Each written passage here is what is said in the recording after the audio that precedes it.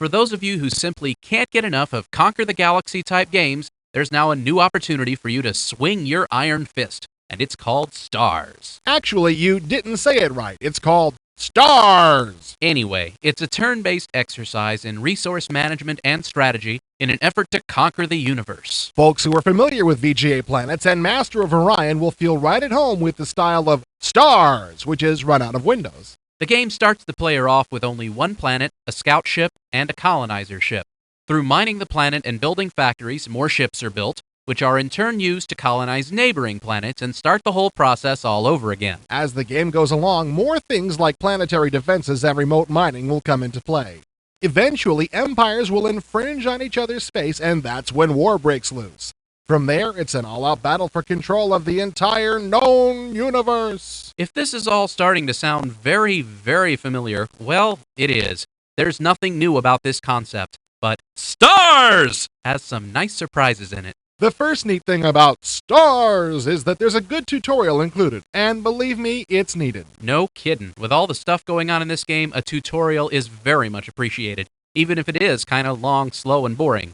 Most people will probably dump out of it early and try to play on their own. Because of the depth and complexity of the game, those who can't stick with the whole tutorial will be much better off. Definitely much better off. Much better off. Definitely much better off. Another great feature of Stars is the ability to assign routes and assignments to ships. For example, say Planet A has no Ironium and Planet B has a lot. It's possible to assign a ship to go to Planet B, load up on Ironium, go back to Planet A and dump it off, fuel up, and head on back for more. The ship will continue doing this until it's stopped. But what's more, you can assign any number of tasks in whatever order you want.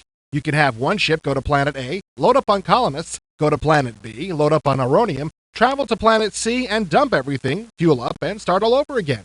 The control you have over your ships is great. But this is far from a perfect game.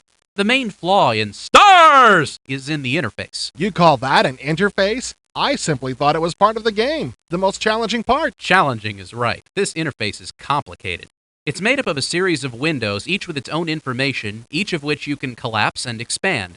It sounds like a good idea, but unless you run it in 1024 by 768 resolution, there just isn't enough space on the screen to have everything open at once. Which I suppose is the reason that you can collapse each window, but I like having all of the information available at once. Even after playing for a while, the interface was still difficult to use. The interface is trouble only in the main gaming screen. Unfortunately, that's where you spend most of the time. But the other parts of the game are done well.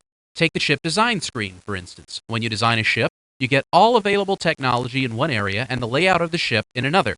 So all you have to do is click on an item you want to put on the ship, drag it to the position you want, and drop it in. It's that simple. Yeah, it is very simple. It doesn't make up for the rest of the interface, but at least the designing of the ships is about as easy as any game out there. The technology doesn't simply fall in your lap, however. You have to assign planetary resources to research. You can choose what portion of each planet's resources go to research. Then you can pick what area of technology you want those resources to go to, such as weapons or propulsion. Although you can adjust each planet's individual donation to research, all of the resources from all of the planets can only go to one area of study at a time. This very easily could have been a forgettable game, but it has some nice features in it which make it worth noticing. The multiplayer feature is a definite plus, especially due to the fact that it can be played through the submission of files and doesn't have to have all players present at once. Very smart. There aren't a lot of knockout graphics used, but the stuff that is included is nicely done. If it wasn't for that darned interface, I could have really gotten into it. If you can ignore the interface or really want a multiplayer game of this sort, you might want to check out Stars. But if you already own a Conquer the Galaxy game that you're happy with, you probably won't find anything at all great about it.